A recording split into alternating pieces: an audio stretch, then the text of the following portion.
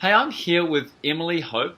She's a New Zealand registered nutritionist based in Marlborough, and I'm just going to talk to her about some of the foods that we want to be putting into our bodies as runners, or at least as runners in progress. So, thanks so much for joining me, Emily. It's awesome to have you. Thanks for having me. No, it's really nice to be able to chat about nutrition and how that can support people who are keen to get into more running. So it's great. Thank you. Absolutely. Hey, one of the things you often talk about is whole foods and real foods, and actually, this is a massive trend. But Yeah. tell me a little bit more what that means and what that means to you. Okay.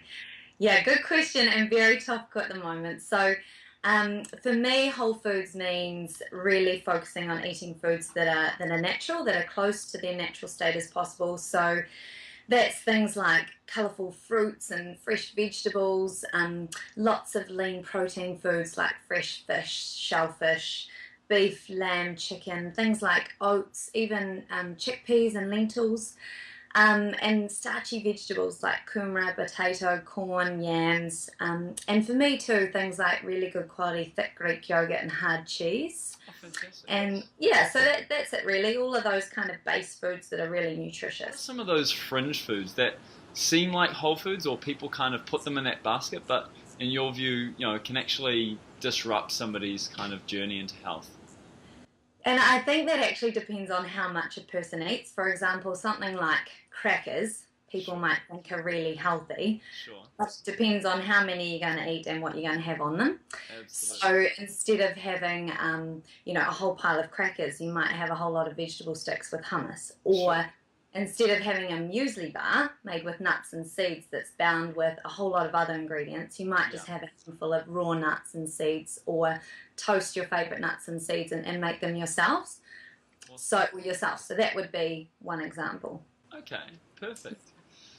One of the things that we tend to do as runners is we go for our run, and sometimes it's only, that 20 30 minutes, but it feels like a lot.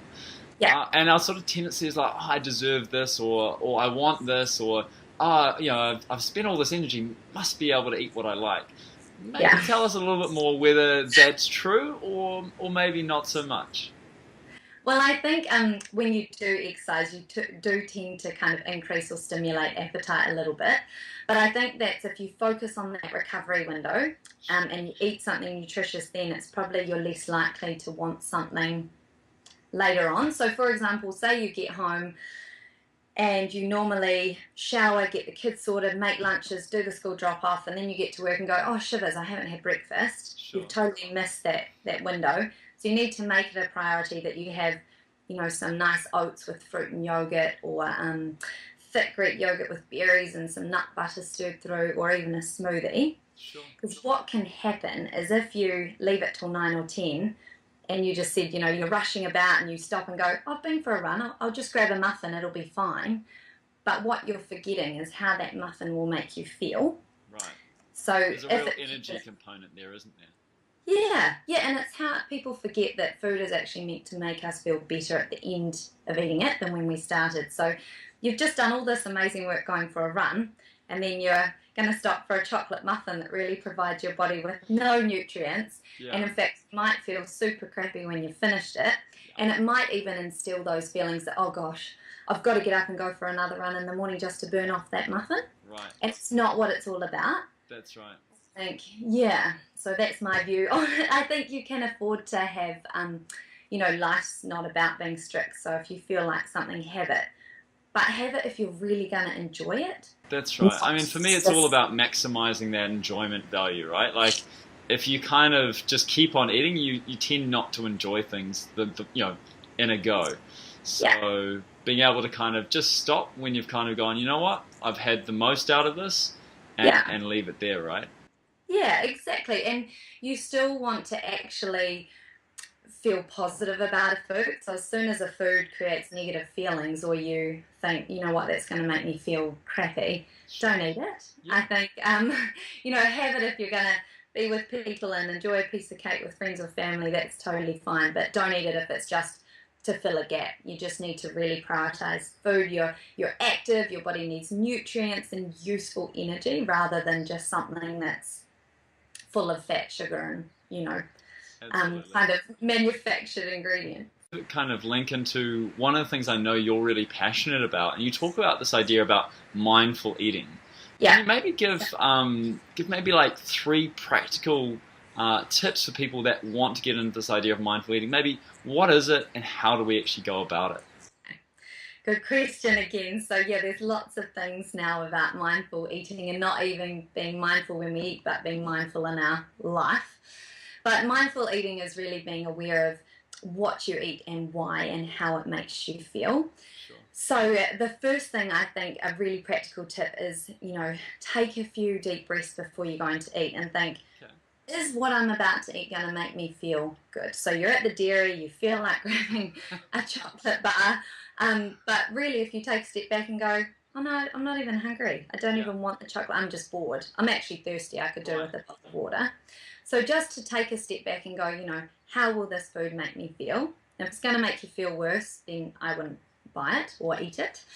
Another practical tip is I feel like women are, especially women, but everybody these days, are really rushed and trying to do multiple things at once. So often Absolutely.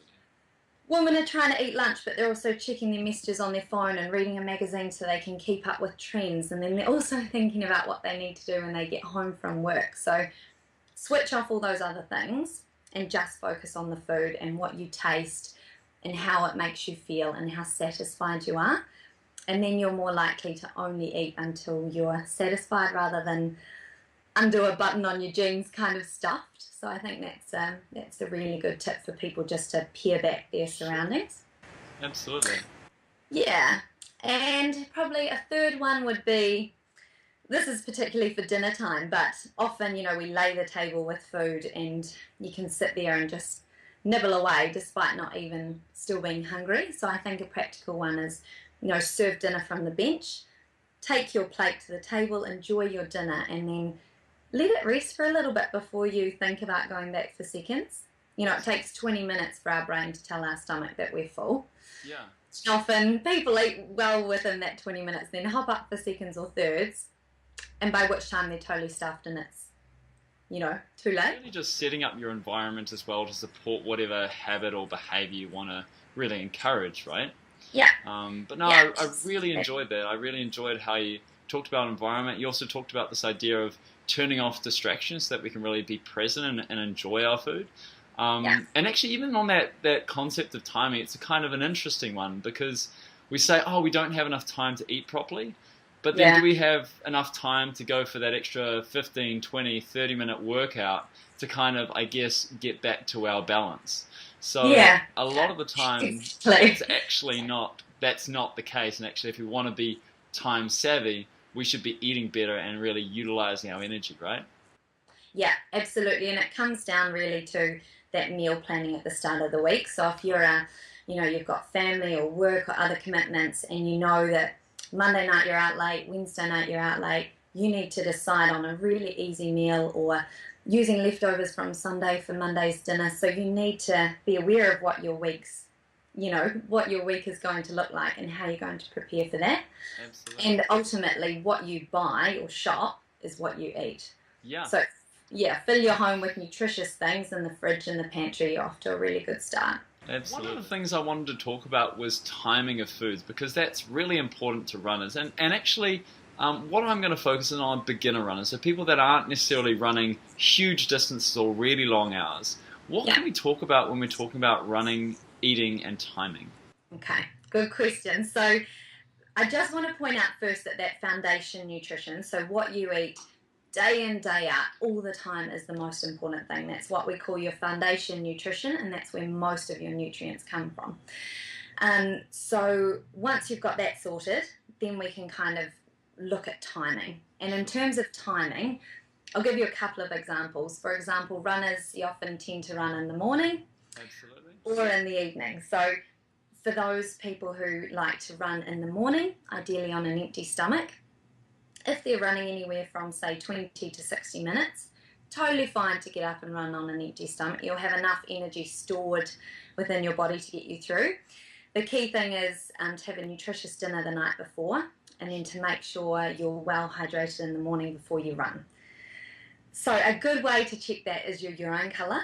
and Okay. it should be like a pale straw colour. If it's Yeah. bright yellow, I wouldn't suggest hitting the pavement just then. I would, make sure you have a good, decent 200 to 300 mils of water before you go out. Sure. And then to get to your question of timing, I think the key point is if you go out in the morning on an empty stomach, is to make sure you have breakfast within 30 to 45 minutes of getting home. Okay. Fantastic. Thank you so much for helping me out with this, and I'm sure my audience is really, riveted by what you've had to say. So thanks again, Emily. You're welcome. Thank you very much.